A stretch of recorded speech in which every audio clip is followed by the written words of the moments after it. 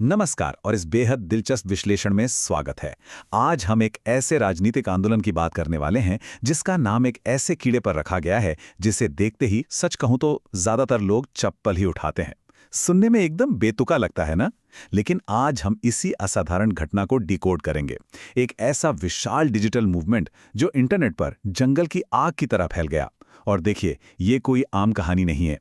इसमें व्यंग्य है, सोशल मीडिया की जबरदस्त ताकत है और सबसे बड़ी बात, हमारे युवाओं की जमीनी हकीकत है। तो आइए समझते हैं कि कैसे बस एक साधारण सा शब्द रातों रात इतने बड़े विरोध का प्रतीक बन गया। ठीक है, तो चलिए बिना किसी देरी के इसमें गहराई से उतरते हैं।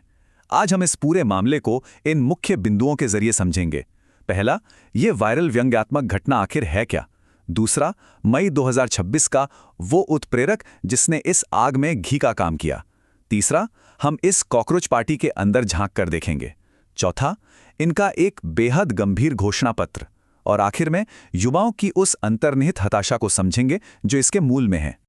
शुरुआत करते हैं हमारे पहले भाग से, वायरल व्यंग्यात्मक घटना। एक बात एकदम साफ कर दूं, ये कोई आम चुनाव लड़ने वाली पार्टी नहीं है, बल्कि एक तेजी से बढ़ता हुआ डिजिटल प्रोटेस्ट है। 33 लाख यानी 3.3 मिलियन, ये कोई छोटा मोटा आंकड़ा नहीं है।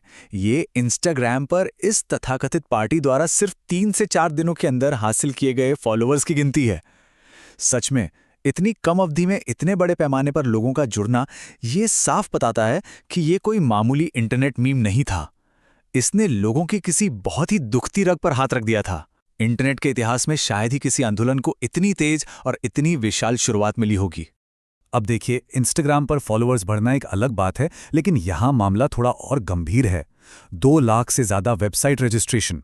आमतौर पर सोशल मीडिया के ट्रेंड 24 या 48 घंटों में दम तोड़ देते हैं, लेकिन 2 लाख से ज्यादा लोगों का बाकायदा एक वेबसाइट पर जाना, फॉर्म भरना और खुद को रजिस्टर करना, ये साबित करता है कि ये एक संगठित प्रयास बन चुका है। लोग अब सिर्फ बात नहीं कर रहे, बल्कि इस व्यंग्य का आधिकारिक हिस्सा बनना चाह रहे हैं। अब आते हैं दूसरे हिस्से पर, मई 2026 का उत्प्रेरक। आखिर ये सब शुरू कैसे हुआ? आइए उन घटनाओं पर निष्पक्ष रूप से नजर डालते हैं जिन्होंने इंटरनेट पर इतना बवाल मचा दिया। चलिए टाइमलाइन की ओर बढ़ते हैं और देखते हैं कि ये पूरा मामला कैसे बिल्डअप हुआ। 15 मई 2026 को भारत के मुख्य न्यायाधीश यानी सीजेआई द्वारा एक अदालत की सुनवाई के दौरान एक टिप्पणी की गई। इसके कुछ ही घंटों के भीतर इंटरनेट पर भारी विरोध शुरू हो गया। बवाल इतना बढ़ा कि अगले ही दिन यानी दूसरे दिन सीजेआई की तरफ से एक आधिकारिक स्पष्टीकरण जारी किया गया। लेकिन तब तक बात काफी आगे निकल चुकी थी। स्थिति ये आ गई कि चौथे दिन तक विरोध के तौर पर बनी इस नई पार्टी के लिए 2 लाख से अधिक लोगों ने साइन अप कर लिया। ये टाइमलाइन एकदम साफ दिखाती है कि डिजिटल दुनिया में एक छोटी सी चिंगारी को शोला बनने में जरा भी वक्त नहीं लगता। और वो शब्द क्या थे? शब्द थे कॉकरोच और परजीवी। जी हां, 15 मई की उस सुनवाई के दौरान इन्हीं सटीक शब्दों का इस्तेमाल हुआ था। और अगर निष्पक्ष रूप से देखा जाए तो इन्हीं शब्दों ने इंटरनेट पर उस आग को भड़काने का काम किया। ये वो अल्टीमेट स्पार्क था जिसने युवाओं के बीच इस अभूतपूर्व डिजिटल प्रतिक्रिया को जन्म दिया। अब यहां इस घटना के दोनों पहलुओं को समझना बहुत जरूरी है। एक तरफ इंटरनेट की धारणा थी, लोगों को लगा कि यह टिप्पणी देश के सभी बेरोजगार युवाओं और उनके संघर्ष पर एक सीधा प्रहार है। उन्हें लगा कि सिस्टम ने उन्हें सच में कीड़े मकोड़े मान लिया है। वहीं दूसरी ओर सीजीआई का जो आधिकारिक स्पष्टीकरण आया, उसमें यह बिल्कुल साफ किया गया कि इस टिप्पणी का निशाना आम कर्मठ युवा नहीं थे, बल्कि वे लोग थे जो फर्जी डिग्री लेकर घूम रहे हैं और सिस्टम को बर्बाद कर रहे हैं। लेकिन जब तक ये स्पष्टीकरण लोगों तक पहुंचता, तब तक इंटरनेट पर इन शब्दों को एक गहरे अपमान के तौर पर लिया जा चुका था। तो चलिए अब तीसरे हिस्से की तरफ बढ़ते हैं। कॉकरोच पार्टी के अंदर आखिर ये व्यंग्य काम कैसे कर रहा है और इसके पीछे दिमाग किसका है? इस पूरे वायरल मूवमेंट के पीछे जो दिमाग है वो है 30 साल के अभिजीत दीप के। अभिजीत बोस्टन यूनिवर्सिटी से पब्लिक रिलेशंस में मास्टर्स कर रहे हैं और सबसे दिलचस्प बात, वो खुद को ओरिजिनल कॉकरोच कहते हैं। उनका तर्क है कि उनके पास डिग्री तो है पर नौकरी नहीं। इसके अलावा इनका राजनीतिक अभियानों से भी पुराना नाता रहा है। 2020 से 2023 के बीच वो आम आदमी पार्टी की सोशल मीडिया टीम का हिस्सा थे, जहां उन्हें मीम आधारित कैंपेन चलाने का अच्छा खासा अनुभव मिला। तो इससे ये बात साफ हो जाती है कि ये डिजिटल मूवमेंट इतने पेशेवर तरीके से कैसे खड़ा किया गया। अब इस पार्टी में शामिल होने की जो शर्तें हैं ना, वो एकदम बेतुकी और पूरी तरह से व्यंग्यात्मक हैं। पारंपरिक राजनीतिक रैलियों की जगह अब पूरी तरह मीम्स ने ले ली हैं। गूगल फॉर्म के जरिए पार्टी ज्वाइन करने की पहली शर्त है, इंसान को घोर बेरोजगार होना चाहिए। मतलब इतना कि उनका रिज्यूमे ही खो गया हो। दूसरी शर्त परम आलस्य। सिस्टम बदलने का जज्बा तो पूरा है, लेकिन रज़ाई छोड़ने की बिल्कुल हिम्मत नहीं। तीसरी, ऑनलाइन जीवी होना, मतलब हर वक्त सिर्फ मोबाइल स्क्रीन से चिपके रहना। और चौथी शर्त, गुस्सा आने पर सिर्फ चिल्लाना नहीं है, बल्कि बेहतरीन मीम बनाकर अपनी भड़ास निकालनी आनी चाहिए। ये सच में समाज के उन तानों पर एक बहुत ही करारा तंज है जो अक्सर बेरोजगार युवाओं को दिए जाते हैं। लेकिन इसे सिर्फ एक मीम पेज समझने की भूल मत कीजिएगा। इस आंदोलन ने वास्तविक दुनिया के राजनीतिक गलियारों में भी अपनी जगह बना ली है।